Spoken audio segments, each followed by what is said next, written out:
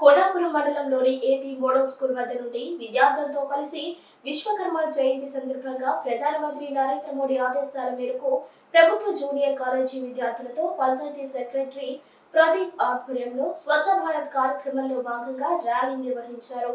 ప్రజలకు అవగాహన వచ్చే విధంగా ఈ ర్యాలీని నిర్వహించారు. ఈ కార్యక్రమంలో మండల MPDO Brahmaiah, EOPRD Narayana, BJP మండల అధ్యక్షుడు మాలేపాటి మల్లికార్జున తదితరులు పాల్గొన్నారు.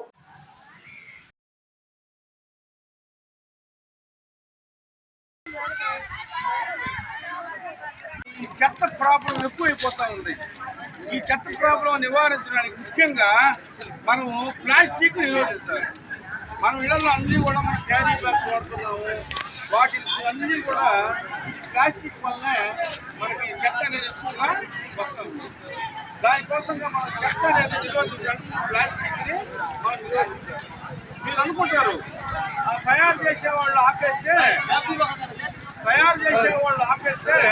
మనకి చెత్త అనేది ప్లాస్టిక్ అనేది రాదు కదా.